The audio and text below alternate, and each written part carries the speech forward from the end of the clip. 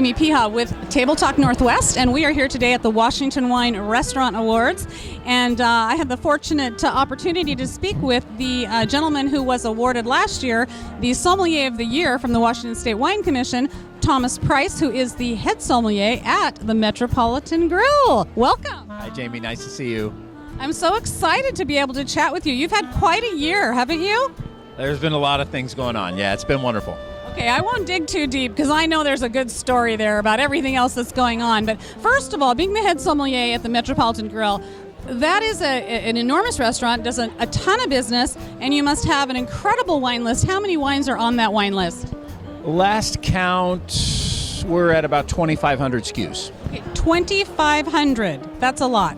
That's a big list. There must be a captain's list in there somewhere. No, we kind of put them all in one. We like to try to have our somms very engaged with the guests, like every restaurant, but we kind of went away from the captain's list idea in that we feel like our team should be able to guide people to whatever they're looking to enjoy.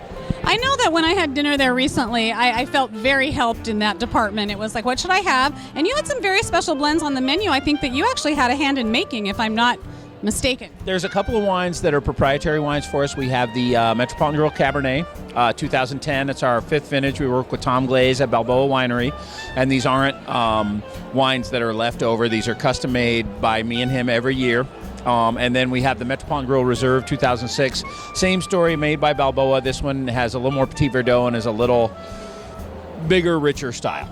So as a sommelier, it must be really rewarding to be able to go through the whole process like that and actually have your hands on a brand. Yeah, it's wonderful. I mean, it's great to have Tom. I mean, Tom does most of the heavy lifting. He makes the wines, and then we blend them off together is basically it. I have some input on vineyard sites and stuff, but we take it year by year and see what's sort of available and then focus on making the best Cabernet-based wine we can make out of what we're working with that vintage.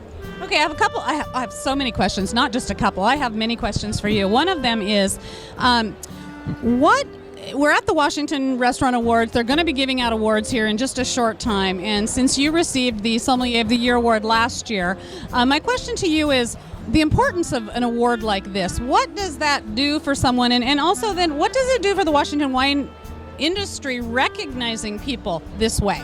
You know, it's been a great award for the Met. We've gotten a bunch of publicity. We've put up the plaque. Everybody, knows that we've received this award.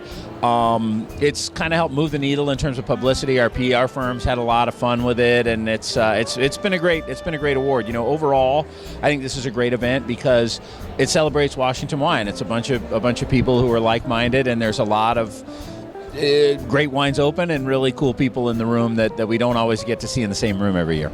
Very good. And also, I think that it seems like, in general, becoming a sommelier is a more prevalent thing today. More people are interested in becoming a sommelier. People are understanding what a sommelier actually does, whereas before it was sort of this hidden away profession that people didn't really get. They couldn't even pronounce it, right? True. We've come a long way since food tasters checking for poison in the Middle Ages, which is originally what we were there for. Yeah. That's how the profession started. It's much better now. They sent you in first before they tasted anything. Oh my goodness, that's great. All right, so tell our viewers a little bit. What do you want them to know about Washington wine? I think one of the greatest things about Washington wine is the quality to value ratio is tough to beat from anywhere in the world. We have a very, very unique climate for wine. We've got very unique soils. I think the wines are all very approachable, but have really, really high complexity for their level of approachability at all price points. If I could give one bullet point about Washington wine, and I think we're in a really exciting time because we're just getting, we still don't know even what's planted where, if that's the best place for it. I think in the next 15 or 20 years, you're going to really see some amazing advances. There's still a lot of experimentation going on out there, and part of it, I think, is that so many things grow well here that it's like, well, maybe this will grow well here too, right? Yeah. So I do have a question for you. If somebody is watching and they're thinking, God, I'd really like to be a sommelier someday, what kind of advice would you give? Well, I mean, if you want to be a working sommelier in the form, be a wine professional, humble is the key. Humility.